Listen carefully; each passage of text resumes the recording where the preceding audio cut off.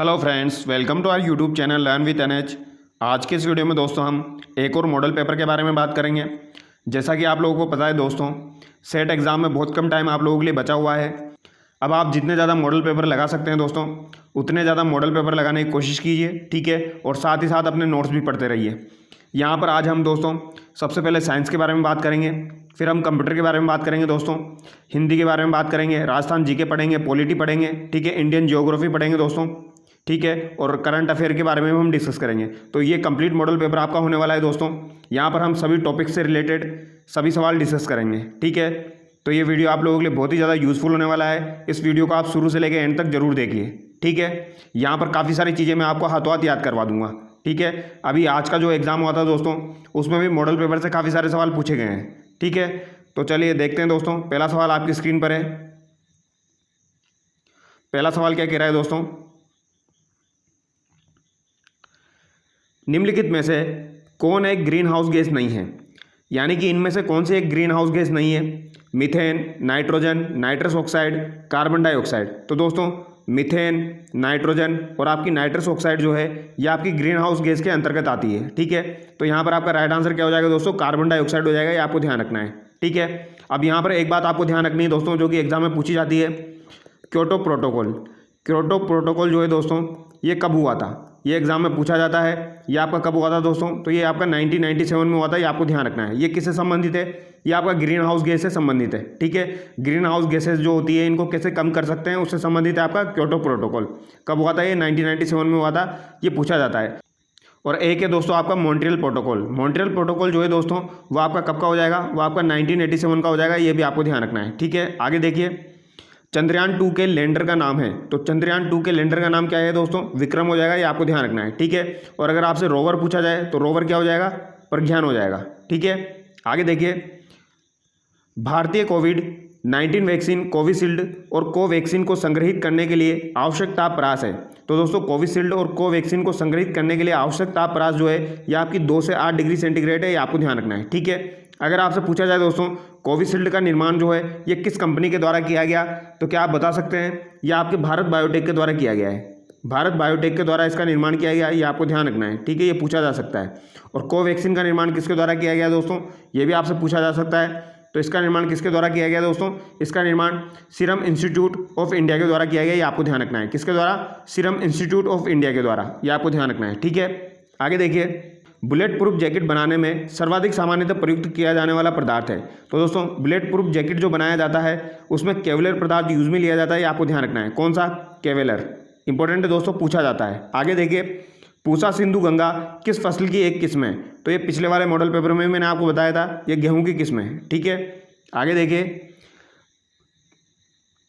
पहाड़ पर चढ़ता हुआ व्यक्ति आगे की ओर क्यों झुक जाता है। तो दोस्तों पहाड़ पर जब कोई व्यक्ति चढ़ता है तो वो आगे की ओर क्यों झुक जाता है, क्योंकि स्थायित्व बनाने के लिए, क्योंकि नीचे गुरुत्वाकर्षण बल लगता है। तो दोस्तों यहाँ पर आपका राइट आंसर क्या हो जाएगा, ऑप्शन सी, स्थायित्व बढ़ाने के लिए, ठीक है।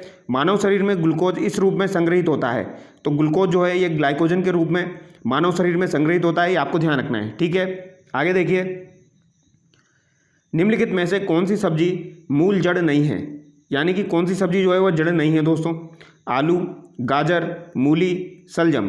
तो दोस्तों यहाँ पर अगर आप ढंग से देखोगे तो आलू जो है ये आपका तना है। ये आपको ध्यान रखना है, ठीक है। मूली, गाजर, सलजम जो है ये जड़ है। यानी कि बी सी डी जो है ये तो आपकी जड़ हो जाएगी। यहाँ पर नहीं पूछा गया है तो आपका राइट आंसर क्या हो जाएगा दोस्तों, ऑप्शन ए हो जाएगा, ठीक है। विद्युत प्रतिरोध की इकाई होती है। तो दोस्तों यहाँ पर प्रतिरोध की इकाई पूछी गई है। आपको पता होगा V इक्वल टू क्या होता है दोस्तों, IR होता है, ठीक है। ये फॉर्मूला आपको ध्यान रखना है, इससे रिलेटेड सवाल पूछा जा सकता है, ठीक है। R इक्वल टू क्या हो जाएगा दोस्तों, V अपॉन I हो जाएगा, ठीक है। यानी कि वोल्ट अपॉन आपका एम्पियर हो जाएगा। तो वोल्ट अपॉन एम्पियर जो होता है दोस्तों इसे क्या कहा जाता है, इसे ओम कहा जाता है। ये आपको ध्यान रखना है, ठीक है। और अगर इसका उल्टा कर देंगे, एम्पियर अपॉन वोल्ट कर देंगे दोस्तों, तो उसे क्या कहा जाता है, उसे महो कहा जाता है, ठीक है। ओम इनवर्स उसे महो कहा जाता है, ठीक है। तो यहाँ पर क्या पूछा गया है, प्रतिरोध के बारे में पूछा गया है। तो क्या हो जाएगा दोस्तों, ओम हो जाएगा। ये आपको ध्यान रखना है, ऑप्शन डी यहाँ पर करेक्ट हो जाएगा। आगे देखिए, निम्न में से कौन सा रसायन एलर्जी क्रिया के दौरान मुक्त होता है। एलर्जी क्रिया के दौरान कौन सा रसायन मुक्त होता है दोस्तों, तो ये हिस्टामिन होता है। ये आपको ध्यान रखना है, ठीक है। आगे देखिए, भारतीय अंतरिक्ष अनुसंधान संगठन इसरो की स्थापना कब हुई। तो दोस्तों इसरो की स्थापना कब हुई थी, ये आपको ध्यान रखना है। इंपॉर्टेंट सवाल है, पूछा जाता है काफ़ी बार। 15 अगस्त 1969 को हुई थी दोस्तों। ये आपको ध्यान रखना है। इंपॉर्टेंट सवाल है दोस्तों, ठीक है। और अगर आपसे पूछा जाए इसरो के द्वारा दोस्तों सबसे पहले किसे प्रक्षेपित किया गया था, तो आर्यभट्ट को, ठीक है। आर्यभट्ट अभियान जो है ये सबसे पहले प्रक्षेपित किया गया था, ये आपको ध्यान रखना है। किसके सहयोग से किया गया था, ये 1975 में किया गया था दोस्तों, सोवियत संघ के सहयोग से किया गया था, ठीक है। आगे देखिए दोस्तों, डीएनए फिंगरप्रिंटिंग की तकनीक किसके द्वारा विकसित की गई, तो इंपॉर्टेंट सवाल है दोस्तों। डीएनए फिंगरप्रिंटिंग की तकनीक जो है ये आपकी किसके द्वारा विकसित की गई है, ये आपकी एलेक्स जेफरी एवं सहयोगी के द्वारा विकसित की गई है, ये आपको ध्यान रखना है, ठीक है। और ये कब विकसित की गई थी, 1984 में विकसित की गई थी, ठीक है। जेफरी ध्यान रखना है दोस्तों आपको, किसके द्वारा विकसित की गई थी, जेफरी के द्वारा। आगे देखिए,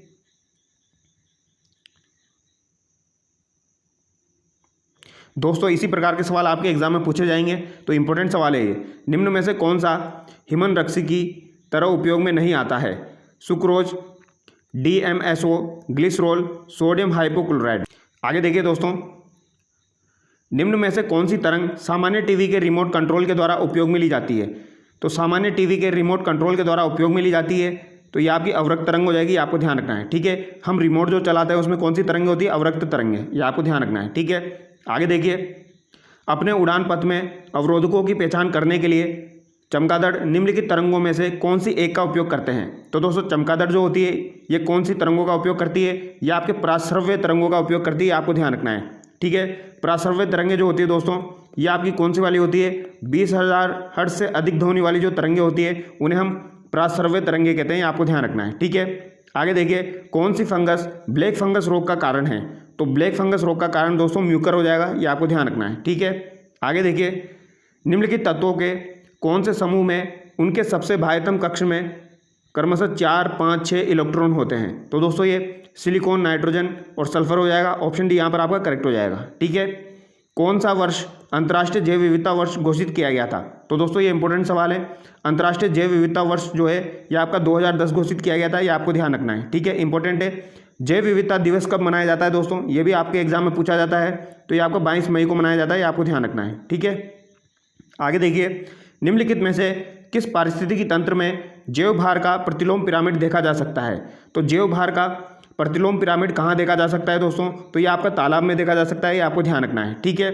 आगे देखिए, मोबाइल संचार की 4G तकनीक में जी अक्सर निम्नलिखित में से किस शब्द हेतु प्रयोग किया जाता है, तो दोस्तों जी जो है ये आपका किस लिए प्रयुक्त किया जाता है, ये आपका जनरेशन के लिए प्रयुक्त किया जाता है, ठीक है। तो यहाँ पर ऑप्शन डी आपका करेक्ट हो जाएगा। आगे देखिए, मानव शरीर में कौन सा एमिनो अम्ल नियासिन में परिवर्तित होता है, नियासिन यानी कि विटामिन B3 की बात की जा रही है दोस्तों, ठीक है। नियासिन की कमी से कौन सा रोग होता है, ये आपको ध्यान रखना है, पेलाग्रा रोग होता है, ठीक है। यहाँ पर क्या पूछा गया है, एमिनो अम्ल नियासिन में परिवर्तित होता है, ये आपका ट्रिप्टोफैन हो जाएगा, ये आपको ध्यान रखना है, कौन सा हो जाएगा दोस्तों, ट्रिप्टोफैन, ठीक है। आगे देखिए, गल ग्रंथि थायराइड का क्या कार्य है, तो गल ग्रंथि थायराइड का क्या कार्य है दोस्तों, उपापचय का नियंत्रण करना, ये आपको ध्यान रखना है, ठीक है। थायराइड ग्रंथि के द्वारा दोस्तों थायरोक्सिन हार्मोन उत्सर्जित किया जाता है, ये आपको ध्यान रखना है, ठीक है। निम्नलिखित में से कौन सा कथन कंप्यूटर की विशेषताओं की सही व्याख्या नहीं करता है, तो कंप्यूटर की जो विशेषताएं हैं उनकी सही व्याख्या नहीं करता है, यह आपको पूछा गया है। कंप्यूटर एक स्वचालित मशीन है जो अपना कार्य स्वयं निर्धारित कर उसे पूर्ण कर देता है, तो पहला कथन ही गलत हो जाएगा दोस्तों यहाँ पर, ठीक है। बाकी आगे के 3 कथन आप पढ़ लेना। आगे देखिए, यहाँ पर सही विकल्प बताना है दोस्तों। प्रोसेसर दिया गया है, भंडारण दिया गया है, सुपर कंप्यूटर दिया गया है। भंडारण से तो आपका बाइट्स हो जाएगा, ये आपको ध्यान रखना है। सुपर कंप्यूटर से आपका फ्लॉप्स हो जाएगा, ये आपको ध्यान रखना है, क्या हो जाएगा दोस्तों, फ्लॉप्स हो जाएगा, ठीक है। और प्रोसेसर से क्या हो जाएगा, हर्ट्ज हो जाएगा, ये आपको ध्यान रखना है, ठीक है। तो यहाँ पर आपका राइट आंसर क्या हो जाएगा, ए में आपका सेकंड हो जाएगा, बी में फर्स्ट हो जाएगा और सी में आपका थर्ड हो जाएगा, ऑप्शन भी करेक्ट हो जाएगा, ठीक है। फ्लॉप्स की फुल फॉर्म भी आपसे पूछी जा सकती है दोस्तों, ये आपको ध्यान रखनी है। इसकी फुल फॉर्म क्या है, फ्लोटिंग पॉइंट ऑपरेशन पर सेकेंड। फ्लोटिंग मैं आपको बता देता हूँ दोस्तों, फ्लोटिंग पॉइंट ऑपरेशन पर सेकेंड, ये आपको ध्यान रखना है, ठीक है। फ्लोटिंग पॉइंट ऑपरेशन पर सेकंड, ठीक है। आगे देखिए, QR कोड है, तो QR कोड की फुल फॉर्म यहाँ पर पूछी गई है दोस्तों, ये क्या हो जाएगी आपकी क्विक रेस्पॉन्स कोड, ठीक है। ऑप्शन सी यहाँ पर करेक्ट हो जाएगा। यूनिक्स ऑपरेटिंग सिस्टम है, तो यूनिक्स ऑपरेटिंग सिस्टम क्या है दोस्तों, ये आपका क्या हो जाएगा, ये आपका मल्टी यूजर सिस्टम हो जाएगा, ये आपको ध्यान रखना है, ठीक है। आगे देखिए दोस्तों, कंप्यूटर सिस्टम का वो भाग जिसे कोई छू नहीं सकता, तो दोस्तों वो क्या कहलाएगा, वो आपका सॉफ्टवेयर कहलाएगा, ठीक है, जिसे कोई छू नहीं सकता।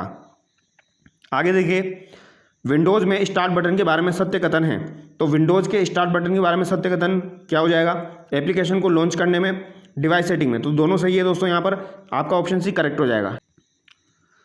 आगे देखिए, विंडोज़ की डिस्प्ले को बड़ा करने के लिए कौन सा बटन यूज़ किया जाता है? तो विंडोज़ की डिस्प्ले को बड़ा करने के लिए दोस्तों मैक्सिमाइज बटन यूज़ किया जाता है, ये आपको ध्यान रखना है, ठीक है।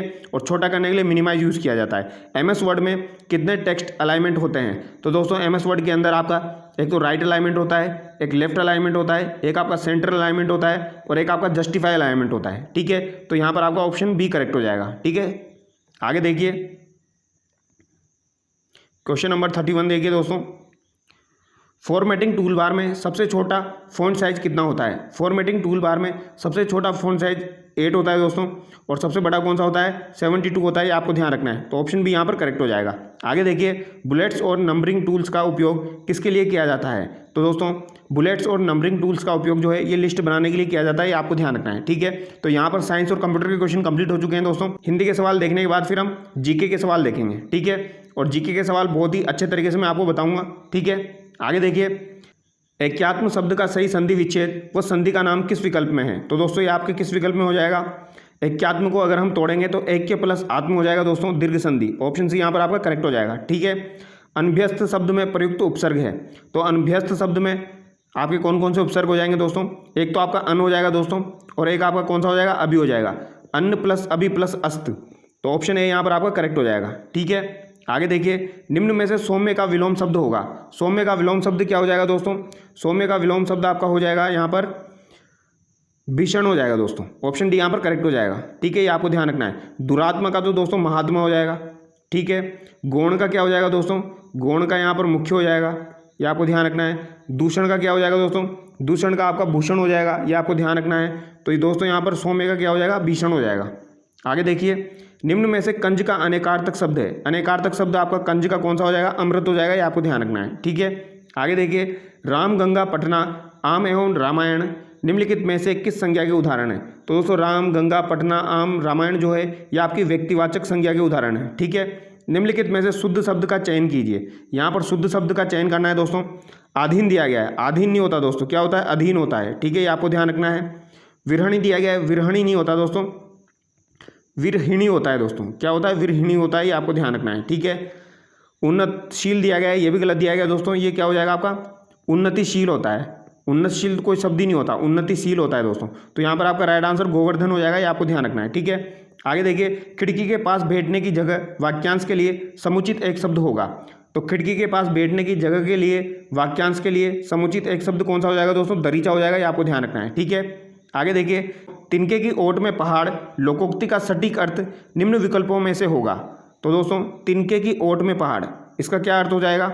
इसका अर्थ हो जाएगा दोस्तों छोटी सी चीज़ के पीछे बड़े रहस्य का छिपा होना। ऑप्शन सी यहाँ पर करेक्ट हो जाएगा, ठीक है। सभी ऑप्शन यहाँ पर इस वजह से नहीं पढ़ रहे हैं हम दोस्तों, क्योंकि फिर बहुत टाइम लग जाएगा, ठीक है। किस विकल्प में हिंदी पारिभाषिक शब्द का सही प्रयोग हुआ है? तो सही प्रयोग किस में हुआ है दोस्तों? एपिजमेंट, तुष्टिकरण, पहला ही यहाँ पर सही है दोस्तों, ये आपको ध्यान रखना है। जुडिशियस, विधि सम्मत दिया गया है, जो कि गलत हो जाएगा। जुडिशियस का मतलब क्या हो जाएगा दोस्तों? न्याय संगत हो जाएगा, ये आपको ध्यान रखना है, ठीक है। और आर्बिट्रेरी का मतलब उचित दिया गया है दोस्तों, ये भी यहाँ पर गलत हो जाएगा। आर्बिट्रेरी का मतलब क्या हो जाएगा दोस्तों? मनमाना हो जाएगा, ये आपको ध्यान रखना, क्या हो जाएगा? मनमाना, ठीक है। अकाउंटेबिलिटी का मतलब क्या हो जाएगा दोस्तों? जवाबदेही, जवाबदेहिता हो जाएगा, ठीक है। तो यहाँ पर आपका ऑप्शन ए करेक्ट हो जाएगा। कार्यालय पत्र में निम्नलिखित में से क्या नहीं लिखा जाता है? तो दोस्तों कार्यालय पत्र जो होता है उसमें क्या नहीं लिखा जाता है? उसमें स्वनिर्देश भवदीय लिखा जाता है, संदर्भ लिखा जाता है, संबोधन महोदय और मान्यवर लिखा जाता है दोस्तों। पत्र भेजने वाले अधिकारी के घर का नाम पता नहीं लिखा जाता है। ऑप्शन डी यहाँ पर करेक्ट हो जाएगा, ठीक है। अब दोस्तों हम जीके के सवाल देखने वाले हैं, ठीक है। तो देखिए दोस्तों, पहला जीके का सवाल आ चुका है हमारा। हुडा सम्मेलन की अध्यक्षता किसने की थी? हुडा सम्मेलन की अध्यक्षता किसने की थी दोस्तों? यह सवाल काफ़ी बार एग्जाम में पूछा जाता है। हुडा सम्मेलन की अध्यक्षता जगत सिंह द्वितीय के द्वारा की गई थी, ठीक है। हुडा सम्मेलन का आयोजन कब किया गया था? यह भी आपको ध्यान रखना है। कब किया गया था दोस्तों? 17 जुलाई। कब किया गया था? 1734 को, ये आपको ध्यान रखना है, ठीक है, ये इंपॉर्टेंट है। इसके अलावा अगर आपसे पूछा जाए दोस्तों हुडा सम्मेलन की योजना किसने बनाई थी? तो हुडा सम्मेलन की योजना दोस्तों जगत सिंह द्वितीय के पिता संग्राम सिंह द्वितीय के द्वारा बनाई गई थी, ठीक है। बट हुडा सम्मेलन जब हुआ था दोस्तों उसके पहले संग्राम सिंह द्वितीय की मृत्यु हो गई थी, तो यहाँ पर जगत सिंह द्वितीय को अध्यक्ष बनाया गया था, यह आपको ध्यान रखना है, ठीक है। तो जगत सिंह द्वितीय के द्वारा अध्यक्षता की गई थी। संग्राम सिंह की मृत्यु होने के कारण जगत सिंह द्वितीय के द्वारा अध्यक्षता की गई थी, यह आपको ध्यान रखना है, ठीक है। हूडा सम्मेलन में किन किन लोगों ने भाग लिया था, ये एग्जाम में पूछा जाता है दोस्तों। तो आमेर से किसने भाग लिया था, आमेर से तो दोस्तों सवाई जयसिंह ने भाग लिया था, ठीक है, ये आप लोगों को पता होगा। जोधपुर से किसने भाग लिया था दोस्तों, ये भी एग्जाम में पूछा जाता है। जोधपुर से दोस्तों अभय सिंह ने भाग लिया था, ये आपको ध्यान रखना है, अभय सिंह ने जोधपुर से भाग लिया था, ठीक है। नागौर से किसने भाग लिया था, नागौर से दोस्तों भक्त सिंह ने भाग लिया था, किसने भाग लिया था, भक्त सिंह ने, ये आपको ध्यान रखना है, ठीक है। अगर आपसे पूछा जाए किशनगढ़ से किसने भाग लिया था दोस्तों, किशनगढ़ से आपके राज सिंह ने भाग लिया था, ठीक है। दोस्तों ये मैं जो बता रहा हूँ ये एग्जाम में क्वेश्चन पूछा जाएगा, ठीक है। इनमें से किसने भाग नहीं लिया था, पूछा जाता है इसलिए मैं बता रहा हूँ। दलेल सिंह ने कहाँ से भाग लिया था दोस्तों, दलेल सिंह ने आपके बूंदी से भाग लिया था, ये आपको ध्यान रखना है, ठीक है। और कोटा से किसने भाग लिया था, दुर्जन साल ने कोटा से भाग लिया था, ये भी आपको ध्यान रखना है। दुर्जन साल ने कहाँ से भाग लिया था, कोटा से भाग लिया था। इसके अलावा एक और इंपॉर्टेंट है दोस्तों, जोरावर, जोरावर ने कहाँ से भाग लिया था, इन्होंने बीकानेर से भाग लिया था, ये आपको ध्यान रखना है, कहाँ से भाग लिया था, बीकानेर से, ठीक है, ये भी एग्जाम में पूछा जाता है। और एक गोपाल पाल है दोस्तों, करौली के गोपाल पाल ने भी भाग लिया था, गोपाल पाल करौली के हो जाएंगे, ठीक है। तो ये कुछ नाम जो मैंने आपको बताए ये आपको ध्यान रखना है। आमेर के सवाई जयसिंह, जोधपुर के अभय सिंह हो जाएंगे, ये आपको ध्यान रखना है। नागौर के भक्त सिंह, किशनगढ़ के राज सिंह, बूंदी के आपके दलेल सिंह हो जाएंगे, कोटा से दुर्जन साल हो जाएगा, बीकानेर से जोरावर सिंह हो जाएंगे, और करौली से कौन हो जाएगा दोस्तों, गोपाल पाल हो जाएगा, ठीक है, याद रह जाएगा। आगे बढ़ते हैं।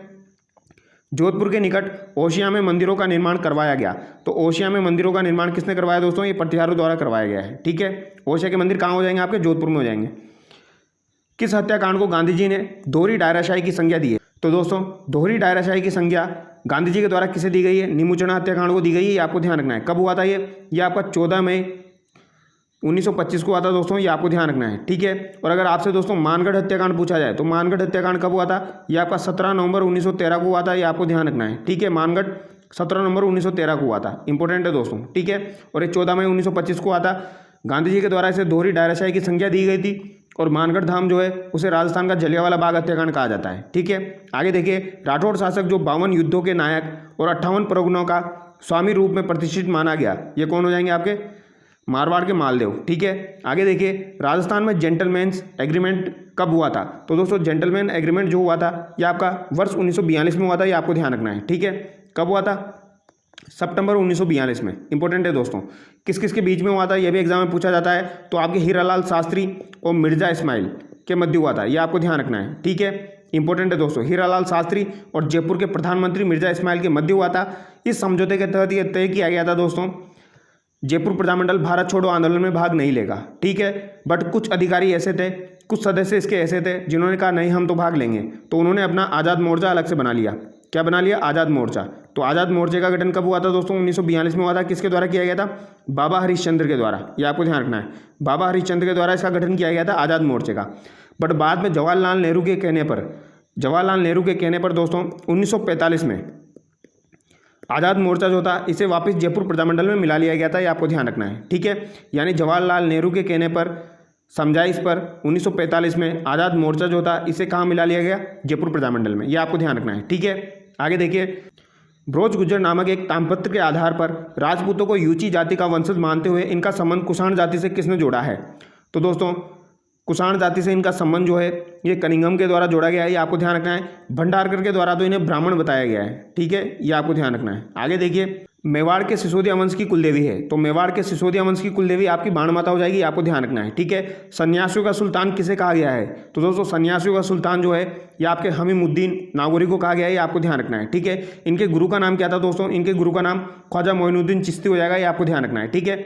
हमीमुद्दीन नागौरी से रिलेटेड एक और सवाल एग्जाम में पूछा जाता है दोस्तों, सुल्तान ए तारिकिन की उपाधि किसे दी जाती है, तो ये आपके हमीमुद्दीन नागौरी को दी जाती है, आपको ध्यान रखना है, ठीक है। आगे देखिए, बादल विलास व उदय विलास महल किस झील के किनारे स्थित है, इंपॉर्टेंट है दोस्तों। बादल विलास और उदय विलास महल जो है ये आपके गैप सागर झील के किनारे स्थित है, ये आपको ध्यान रखना है, इंपॉर्टेंट सवाल है दोस्तों, पूछा जा सकता है, ठीक है। बादल विलास, उदय विलास और दोस्तों कालीबाई की छतरी, ठीक है।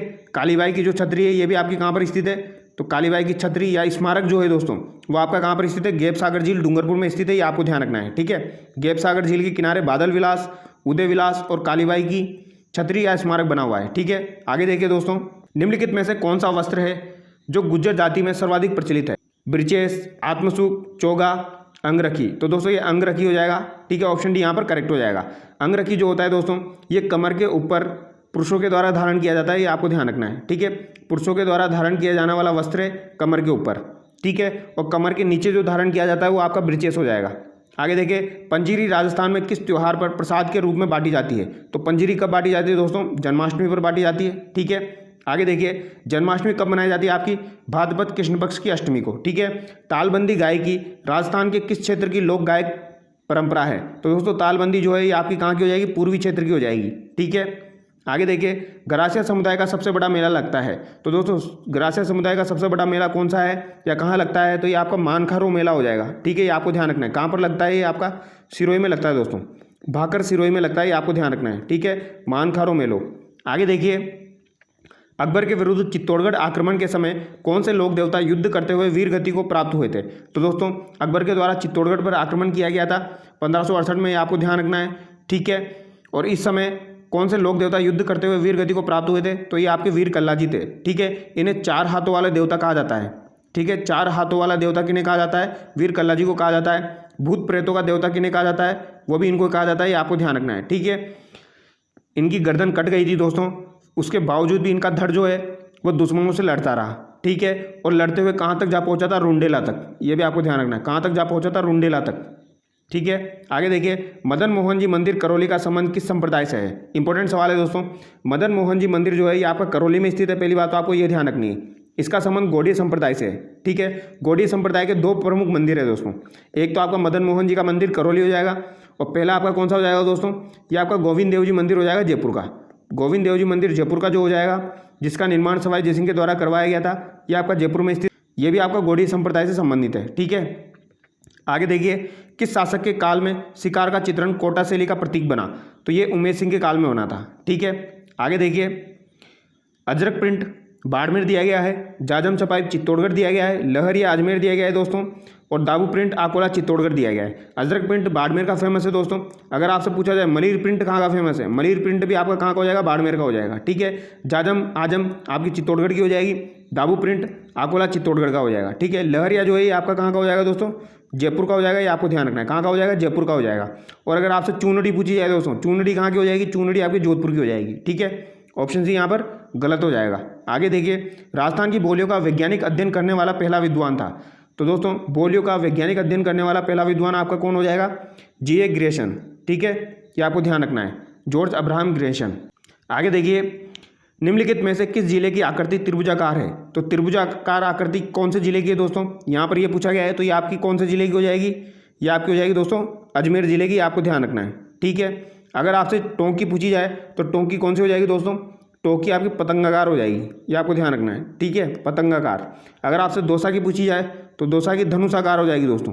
कैसे हो जाएगी? धनुषाकार। और चित्तौड़गढ़ की कैसे हो जाएगी दोस्तों? घोड़े के नाल के समान, घोड़े के नाल के समान हो जाएगी, आपको ध्यान रखना है। ठीक है, आगे देखिए, उत्तरी अरावली की सर्वोच्च चोटी है। अच्छा सवाल है दोस्तों, काफ़ी बार पूछा जाता है। उत्तरी अरावली की सर्वोच्च चोटी आपकी रघुनाथगढ़ हो जाएगी, आपको ध्यान रखना है। ठीक है, इसकी ऊंचाई कितनी है दोस्तों? तो 1055 मीटर है, ये भी आपको ध्यान रखना है। ठीक है, रघुनाथगढ़ कहाँ पर स्थित है ये आप मुझे कॉमेंट करके बताएं। ठीक है, रघुनाथगढ़ जो चोटी है ये आपकी कहाँ पर स्थित है, ये मुझे कॉमेंट करके बताएं। सिंपल सा सवाल है, कॉमेंट करके बताएं। ठीक है, आगे देखिए,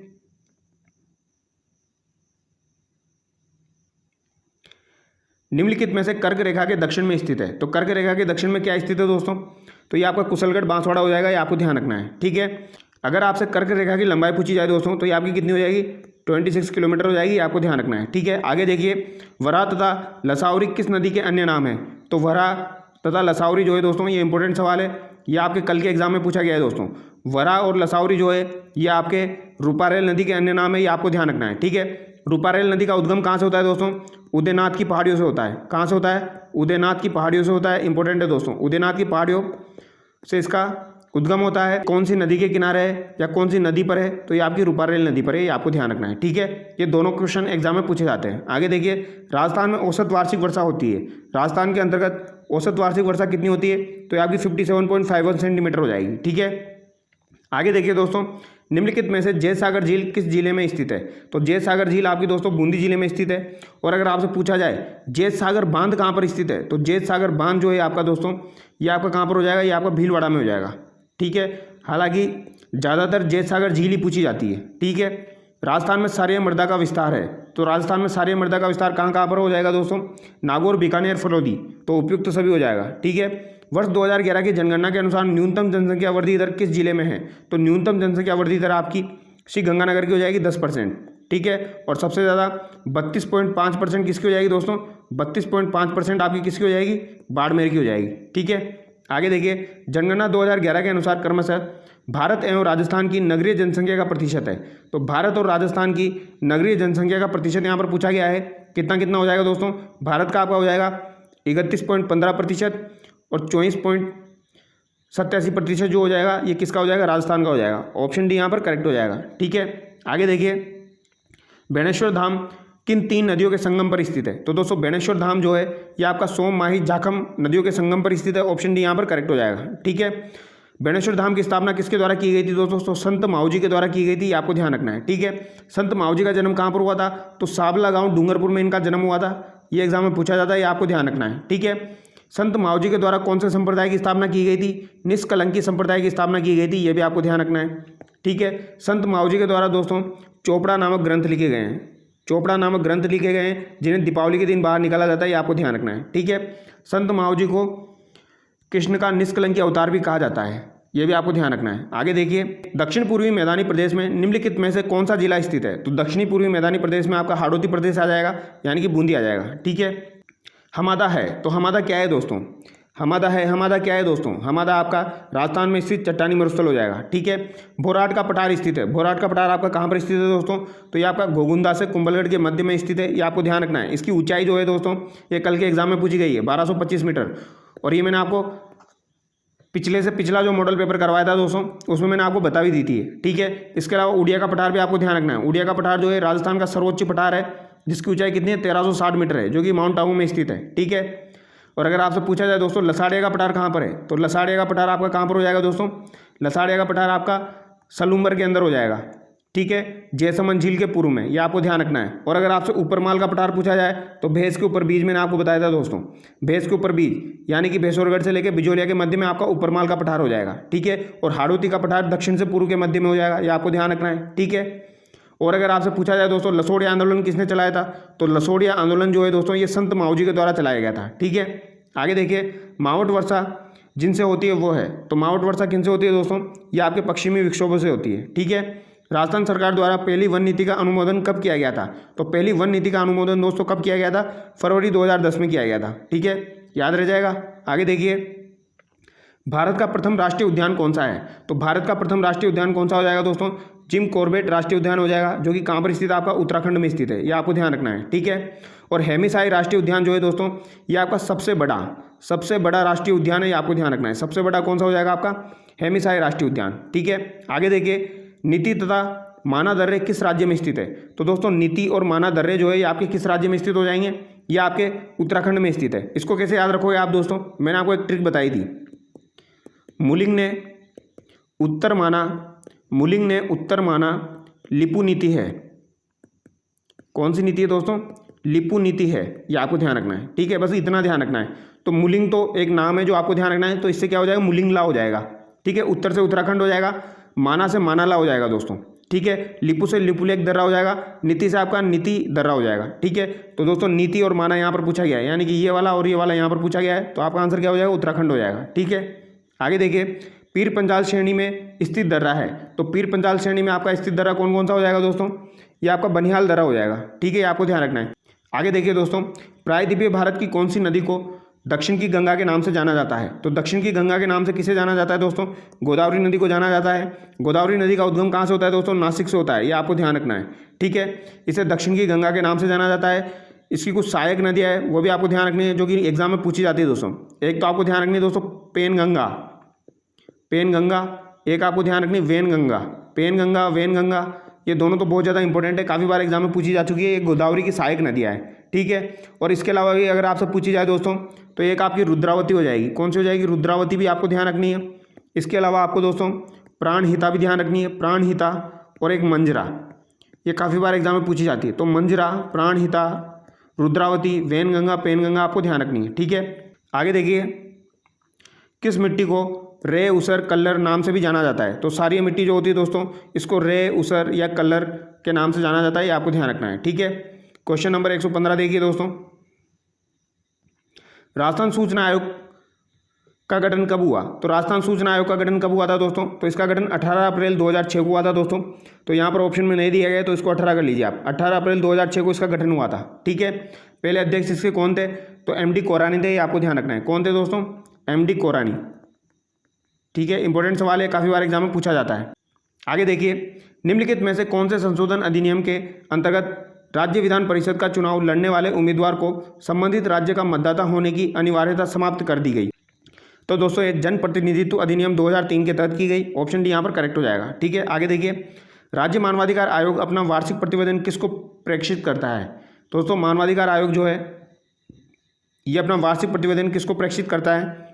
ये अपना वार्षिक प्रतिवेदन राज्य सरकार को प्रेषित करता है, ये आपको ध्यान रखना है। ठीक है, राज्य मानवाधिकार आयोग जो होता है दोस्तों, इसका गठन कब किया गया था? ये एग्जाम में पूछा जाता है। तो इसका गठन दोस्तों 18 जनवरी 1999 को किया गया था, ये आपको ध्यान रखना है। ठीक है, और इसने कार्य कब से प्रारंभ किया था? तो मार्च 2000 से इसने कार्य प्रारंभ किया था।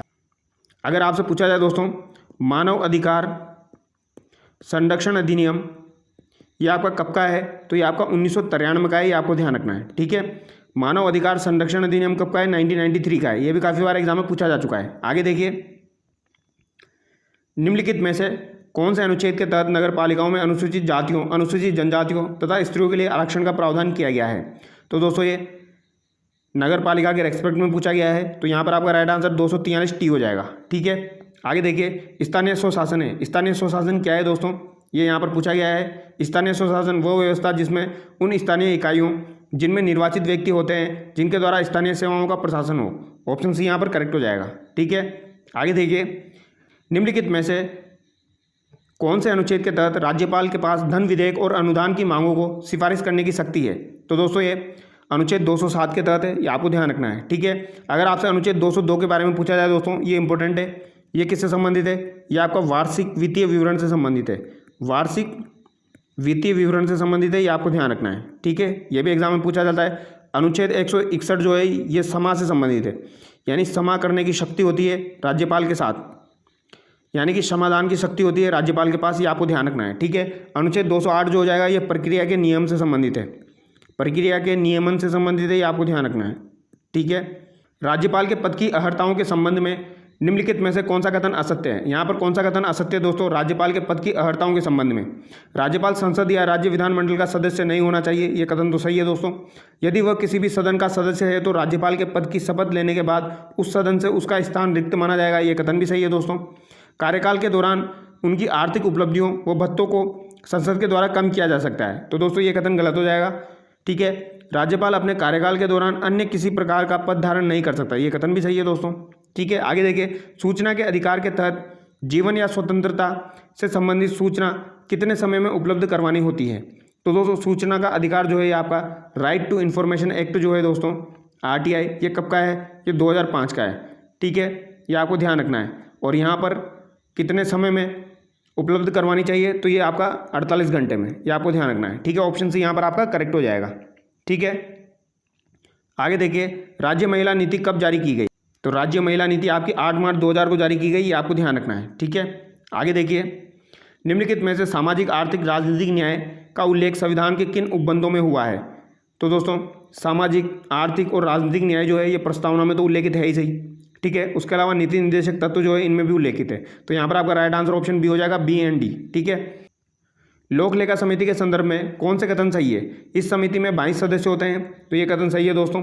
ठीक है, 15 सदस्य राज्यसभा से व 7 सदस्य लोकसभा से होते हैं, ये कथन गलत है दोस्तों। 15 आपके लोकसभा से होते हैं और 7 राज्यसभा से होते हैं। ठीक है, उल्टा कर दिया इसने। इस समिति का अध्यक्ष विपक्ष दल का होता है, ये कथन भी सही है, यानी कि यहाँ पर A और C सही हो जाएगा। ठीक है, आगे देखिए, राष्ट्रीय आपातकाल के संदर्भ में निम्नलिखित कथनों पर विचार कीजिए। राष्ट्रीय आपातकाल के दौरान लोकसभा के कार्यकाल को एक बार में 1 वर्ष के लिए बढ़ाया जा सकता है। इंपॉर्टेंट है दोस्तों, ये सही दिया गया है। ठीक है, एक बार संसद द्वारा मंजूरी मिलने के बाद राष्ट्रीय आपातकाल 6 माह तक जारी रहता है, ये कथन भी सही है दोस्तों। ये दोनों कथन इंपॉर्टेंट है दोस्तों, इनको रट लेना। ठीक है, ऑप्शन सी यहाँ पर करेक्ट हो जाएगा। आगे देखिए दोस्तों, राजस्थान ऊर्जा विकास निगम लिमिटेड का मुख्यालय स्थित है। तो दोस्तों राजस्थान ऊर्जा विकास निगम लिमिटेड का मुख्यालय आपका कहाँ पर हो जाएगा, जयपुर में हो जाएगा, ये आपको ध्यान रखना है। ठीक है, इसकी स्थापना कब की गई थी ये भी पूछा जा सकता है। तो इसकी स्थापना दोस्तों 4 दिसंबर 2015 को की गई, ये भी आपको ध्यान रखना है। ठीक है, राजस्थान ऊर्जा विकास निगम लिमिटेड। राजस्थान राष्ट्रीय केमिकल एंड फर्टिलाइजर को स्थापित किया गया। इंपॉर्टेंट सवाल है दोस्तों, राजस्थान राष्ट्रीय केमिकल एंड फर्टिलाइजर को कहाँ स्थापित किया गया, चित्तौड़गढ़ जिले के कपासन में। ठीक है, ऑप्शन है यहाँ पर करेक्ट हो जाएगा। आगे देखिए, राजस्थान में औद्योगिक दृष्टि से पिछड़ा जिला है, तो औद्योगिक दृष्टि से पिछड़ा जिला यहाँ पर आपका जालोर हो जाएगा। ठीक है, आगे देखिए, राज्य में MSME सूक्ष्म लघु मध्यम उद्यम अधिनियम लागू हुआ, तो ये आपका 2019 में लागू हुआ था दोस्तों। ठीक है, आगे देखिए, दीनदयाल अंत्योदय योजना राष्ट्रीय शहरी आजीविका मिशन किस योजना का पुनर्गठित रूपांतरित रूप है, तो ये किस योजना का रूपांतरित रूप है दोस्तों, तो ये आपका हो जाएगा स्वर्ण जयंती शहरी रोजगार योजना का, ऑप्शन ए। ठीक है, आगे देखिए, निम्नलिखित में से राजस्थान के किन जिलों में सर्वाधिक गेहूं की पैदावार होती है, तो सर्वाधिक गेहूं की पैदावार जो है दोस्तों ये आपकी श्रीगंगानगर हनुमानगढ़ में होती है। ठीक है, आगे देखिए, निम्नलिखित में से ग्रीन फायर हरी अग्नि किस खनिज को कहा जाता है। इंपॉर्टेंट सवाल है दोस्तों, हरी अग्नि जो है ये पन्ना को कहा जाता है, ये आपको ध्यान रखना है। और अगर आपसे पूछा जाए लाल अग्नि किसे कहा जाता है, तो लाल अग्नि आपकी तांबड़ा को कहा जाता है। ठीक है, पन्ना आपका कहाँ पाया जाता है दोस्तों, तो काला गुमान, काला गुमान में पाया जाता है, ये आपको ध्यान रखना है, इंपॉर्टेंट है, ये काफ़ी बार एग्जाम में पूछा जा चुका है। तांबड़ा आपका कहाँ पर पाया जाता है दोस्तों, तो ये आपका अजमेर के सरवाड़, अजमेर के सरवाड़ में पाया जाता है, ये आपको ध्यान रखना है।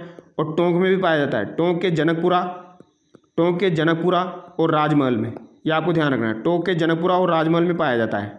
आगे देखिए दोस्तों, निम्नलिखित में से राज्य के किन जिलों में बायोफ्यूल संयंत्र स्थापित किए गए हैं, तो बायोफ्यूल संयंत्र जो है दोस्तों ये जयपुर भीलवाड़ा सिरोही में स्थापित किए गए हैं, ऑप्शन है यहाँ पर आपका करेक्ट हो जाएगा। ठीक है, आगे देखिए, निम्नलिखित में से कौन सी तिलहन फसल नहीं है, तो यहाँ पर कौन सी तिलहन फसल नहीं है दोस्तों, सरसों, अलसी, सोयाबीन, मक्का, तो मक्का हो जाएगा। ठीक है, सबला लोहार या खनन क्षेत्र डूंगरपुर में किस खनिज के भंडार हैं, तो इंपॉर्टेंट सवाल है दोस्तों, यहाँ पर लाइम स्टोन के भंडार है, ये आपको ध्यान रखना है। सबला लोहार या खनन क्षेत्र है डूंगरपुर के अंतर्गत। ठीक है, आगे देखिए दोस्तों, हाल ही में भारतीय वायुसेना द्वारा 10 दिवसीय गगन शक्ति युद्धाभ्यास 2024 का आयोजन कहाँ किया गया, तो गगन शक्ति युद्धाभ्यास 2024 का आयोजन पोखरण राजस्थान में किया गया है। ठीक है, जैसलमेर के अंतर्गत। आगे देखिए, हाल ही में साइबर क्राइम के प्रति जन जागरूकता अभियान चलाने हेतु राजस्थान पुलिस ने किसके साथ MOU किया है, तो इन्होंने CBS साइबर फाउंडेशन के साथ MOU किया है, आपको ध्यान रखना है। आगे देखिए, हाल ही में राजस्थान निर्वाचन विभाग द्वारा 100% मतदान के लिए कौन सा अभियान चलाया गया, तो यहाँ पर कौन सा अभियान चलाया गया है, तो दोस्तों यहाँ पर आओ बूथ चले,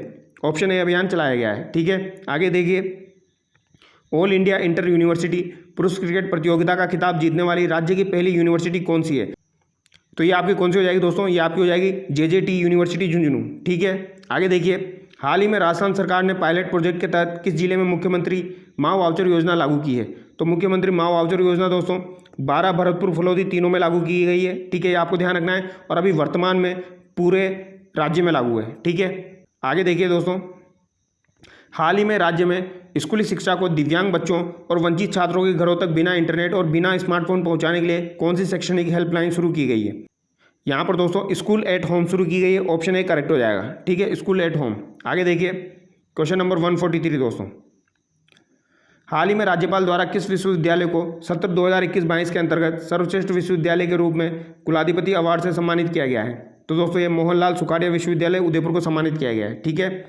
बांध और नहर के जल स्तर की रियल टाइम जानकारी उपलब्ध कराने के उद्देश्य से जल संसाधन प्रणाली डैशबोर्ड लॉन्च करने में राजस्थान का देश में कौन सा स्थान है, तो राजस्थान का प्रथम स्थान है, ये आपको ध्यान रखना है। ठीक है, और दोस्तों मैंने बायोफ्यूल वाला आपको बताया था, बायोफ्यूल जो है ये नीति आपकी 2018 की थी दोस्तों। ठीक है, और ये लॉन्च करने वाला भी राजस्थान पहला था। ठीक है, आगे देखिए, हाल ही में किसे कर्मचारी चयन आयोग SSC का नया अध्यक्ष नियुक्त किया गया है, तो SSC का नया अध्यक्ष किसे नियुक्त किया गया है, राकेश रंजन को। ठीक है, हाल ही में 30 मई 2024 को किस भारतीय राज्य ने अपना 37वां स्थापना दिवस मनाया है, तो ये गोवा ने मनाया दोस्तों। ये क्वेश्चन कल के मॉडल पेपर से रिपीट हो रहे हैं, 2-4 क्वेश्चन। ठीक है, ताइवान एथलेटिक्स ओपन 2024 में भारतीय एथलेटिक्स दल ने कुल कितने पदक जीते, तो 7 पदक जीते हैं। ठीक है, आगे देखिए, हाल ही में भारत और किस देश के मध्य संयुक्त युद्धाभ्यास दस्तलिक का आयोजन हुआ है, तो दोस्तों ये उज्बेकिस्तान और भारत के मध्य हुआ है। ठीक है, दस्तलिक। आगे देखिए, प्रतिवर्ष विश्व तंबाकू निषेध दिवस कब मनाया जाता है, तो ये आपका 31 मई को मनाया जाता है। ठीक है, क्वेश्चन नंबर 150 देखिए दोस्तों, हाल ही में किस टेनिस खिलाड़ी ने फ्रेंच ओपन 2024 में महिला एकल का खिताब जीता है, ये इंपॉर्टेंट सवाल है दोस्तों। ठीक है। फ्रेंच ओपन 2024 में महिला एकल का खिताब किसने जीता है? तो आपका ये इगा स्विएटेक ने जीता है। ऑप्शन बी यहाँ पर करेक्ट हो जाएगा, ठीक है। तो दोस्तों यहाँ पर हमारा पूरा मॉडल पेपर कंप्लीट हो चुका है। आई होप आपको वीडियो अच्छा लगा होगा। अगर आपको वीडियो अच्छा लगा है तो चैनल को सब्सक्राइब करें। Thank you so much.